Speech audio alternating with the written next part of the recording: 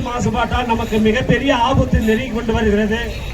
உறிஞ்சிய அதாவது நிலத்தடி நீர் இப்ப உறிஞ்சி பல லட்சம் நிலத்தடி நீரை உறிஞ்சி இன்னைக்கு நீர்மட்டம் நமக்கு குடிநீர் இல்லாம அந்த நீர்மட்டம் ரொம்ப 1000 அடிக்கு கீழே போய்கொண்டு இருக்கிறது. மக்களே நல்லா புரிந்து கொள்ளுங்கள்.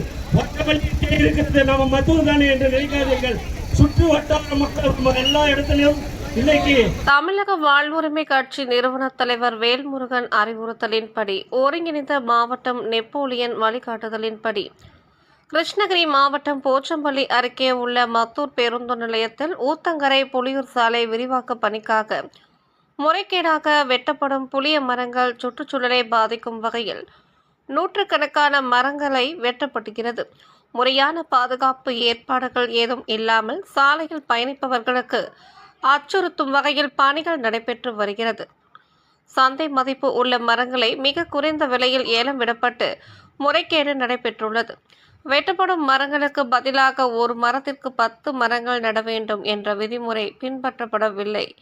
கார்ப்பரேட் நிறுவனங்கள் பயன்பெற 30 முதல் 50 ஆண்டுகள் பயன்பாட்டில் உள்ள மரங்கள் வெட்டப்படுகிறது. இதனால் இயற்கை சூழல் பாதிப்பு ஏற்படும் என்று கூறப்படுகிறது.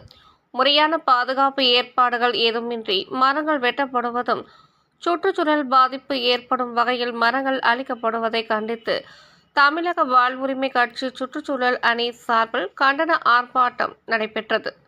ஆர்ப்பாட்டத்திற்கு தலைமை சுற்றுச்சூழல் மாநில செயலாளர் ஐயப்பன் தலைமையில் நடைபெற்ற ஆர்ப்பாட்டத்தில் கிழக்கு மாவட்ட துணை செயலாளர் ராமகிருஷ்ணன், மத்தூர் ஒன்றிய தலைவர் Ramakrishnan, Mubarak, Eelamurasu, Sahul Tirupati, Vediyappan, Suresh, Sakthivel, Vediyappan, Kalidas, Chennaiyan, Rajamani, Prabhakaran, Kaliyappan, Vijay, Arun, Anbu, Ezhil, Bargur Saravanan, Albert, Francis Xavier, Albert என 50க்கும் மேற்பட்ட தமிழக வாழ்வுரிமை கட்சியினர் கலந்து கொண்டனர்.